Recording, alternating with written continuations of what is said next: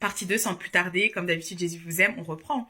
Donc oui, effectivement, à un moment donné, il est temps de manifester la puissance de Dieu. Là où vous êtes.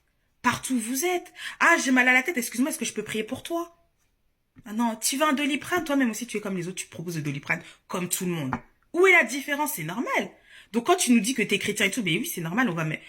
C'est normal, voilà, c'est voilà, rien de spécial. Ton Doliprane, ça fait comme tout le monde. Non, moi je disais, hein. Moi je disais, moi j'ai pas de Doliprane, mais par contre j'ai la prière. J'ai pas de Doliprane, mais par contre j'ai Jésus. Vous voyez un peu?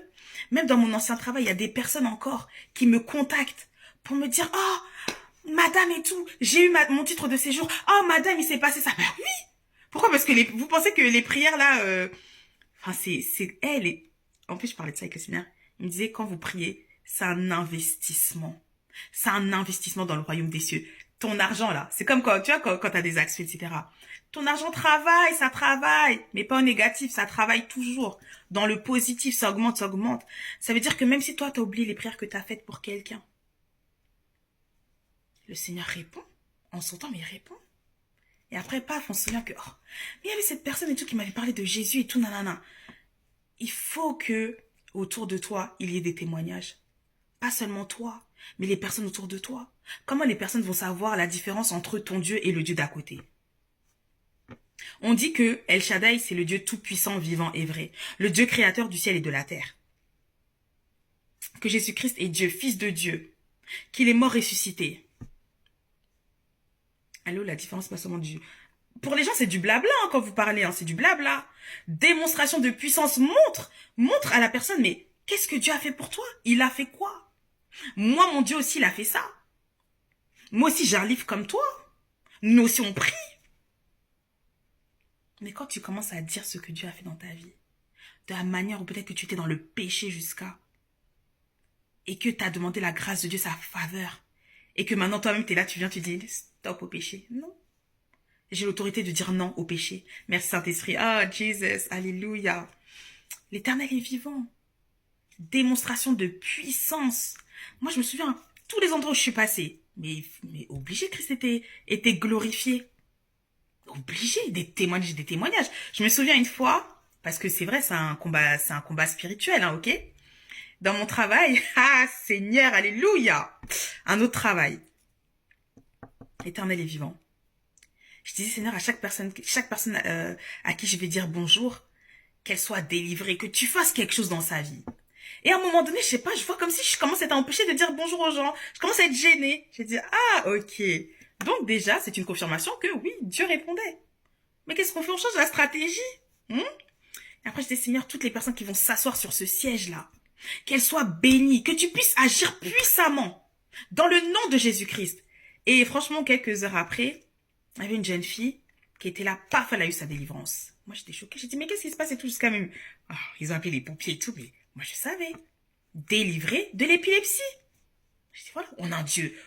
Mandarabo, c'était les beaux, ça. Et on a un Dieu puissant. L'évangile. Si toi, tu comprends que la parole de Dieu, elle est vivante, quand tu vas lire un passage, tu vas comprendre que c'est une prière, une déclaration, une démonstration de la puissance de Dieu encore.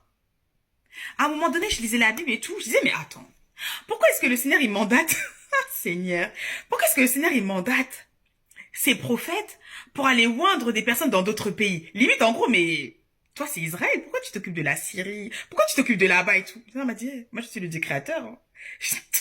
La terre, le monde entier dans ma main, je fais ce que je veux. Je dis, ah ouais, Seigneur, et tout. Je dis, c'est vrai, oui. Et à nous de prier pour les nations. À nous d'invoquer le nom de Jésus sur les nations, de demander que la volonté du Père se fasse, de demander que l'évangile se répande encore. Vous voyez? Donc, on est des canaux. Vous voyez? Le Saint-Esprit vit en nous. Le Saint-Esprit est sur nous. Il est tout autour. Il est Dieu. Dieu le Père, Dieu le Fils, Dieu le Saint-Esprit. Nous servons un Dieu unique. Il est un. Il agit. Il fait vraiment des choses extraordinaires dans le monde entier. Mais à un moment donné aussi, il faut répondre oui à l'appel. L'appel coûte, hein. Je vous dis la vérité, l'appel coûte. Oui, ça coûte. Mais le Seigneur a dit quoi? Le serviteur n'est pas plus grand que son maître. Ce qu'on m'a fait, on vous le fera aussi. C'est normal. Ça coûte, mais c'est beau. Quand tu vois ce que Dieu est capable de faire dans ta vie autour de toi, c'est extraordinaire. Des personnes, oh, mais toi, t'exagères et tout. On n'a même pas fini d'exagérer. C'est rien du tout, ça. Elle est où l'exagération? C'est rien du tout. C'est petit. Pourquoi? Parce que moi, quand je lis ma Bible, mon père me dit quoi? Que ce que j'ai fait, vous ferez des œuvres encore plus grandes parce que je m'en vais au Père. Elles sont où les œuvres encore plus grandes? Même si tu as vu une résurrection des morts, il faut en voir 2, 3, 4. Que Dieu te donne le courage. Mais surtout aussi que non, que tu aies à cœur aussi d'être entouré des bonnes personnes. Vous savez pourquoi? Parce que Dieu a toujours voulu que nous puissions être entourés de bonnes personnes. Mais est-ce que toi, tu veux? Toujours être là avec des gens chill, aller sortir et tout. Non, c'est pas que ça. Moi, à un moment donné, le Seigneur, il m'a dit, sépare-toi des gens. J'étais avec mes collègues et tout. Il me dit, mais pourquoi t'es encore là? Je dis, mais non, mais vas-y, on sort et tout. Parfois, on va au restaurant, on mange ensemble et tout. Il me dit, oui, et? Je dis, comment ça, et? Et il m'a donné une règle. Quand le Seigneur a commencé à se manifester vraiment dans ma vie, au temps du Covid et tout, vraiment, comment dire, manifestement, genre face to face, il m'a dit, Malouamé, dans la vie, il y a des gens que tu rayes au stylo et il y a des gens que tu rayes au crayon. Déjà, va savoir c'est quoi la différence parfois, mais bon. Et dès qu'il m'a parlé, moi, je me suis mise au travail direct. Hein. J'ai commencé à envoyer des messages aux gens et tout. Oui, désolé. Pour Christ! Vraiment, on devient fou pour Christ. Je dis, ouais, désolé. Je sais qu'on est amis et tout, mais on va devoir se séparer. Là, je vais vraiment avancer avec le Seigneur et tout. Voilà, tac, les messages et tout. Et puis, il y a des temps aussi où t'envoies pas de messages. Le Seigneur, il dit, tu coupes. On coupe. Donc, moi, comme j'ai déjà fait ça, moi, je suis habituée, non? Ce n'est plus mon problème. Je coupe. Pourquoi? C'est derrière le plus important. C'est demain. Voyez un peu. Ça sert à rien de rester là, enfermés, tous ensemble, à s'ambiancer, et puis on va tous mourir ensemble. Non. Au moins, comme ça, quand j'avance aussi, je peux dire, Seigneur, souviens-toi d'eux. Seigneur, souviens-toi d'eux. Il y a des fois, je me souviens, quand on m'a fait du bien, je dis, Seigneur, ok. Même si tu vois que la personne a, waouh, comme ce qu'elle fait. Mais, au moins, pour ce bien-là que la personne m'a fait, moi qui suis ton enfant, quand même, Seigneur, quand même, ta grâce encore. Donc, tout ça pour dire que vraiment, avec Christ, l'obéissance, ça vaut de l'or. Ça vaut mieux que tous les sacrifices. Ça vaut de l'or. Vous voyez? Être intime avec le Seigneur, savoir que Dieu vous connaît, savoir que Dieu vous aime, savoir que les anges vous aiment. C'est extraordinaire. Et même si les hommes à côté ne vous connaissent pas, on s'en moque. Tu rendras des comptes à une seule personne à la fin. Hein. Mais quand on voit... Vous savez, une fois, je me souviens, parce que sinon, elle était en train de me rappeler de ça.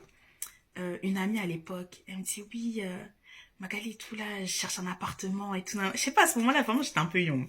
Je dis, toujours elle vient me voir quand elle a besoin. Là. Je dis, mais c'est pas un tiroir orchestre quand même, bref. Et après, j'ai lâché, j'ai dit, vas-y, Seigneur et tout. J'ai à peine prié, hein. Et elle m'appelle. Je dis, t'as prié et tout?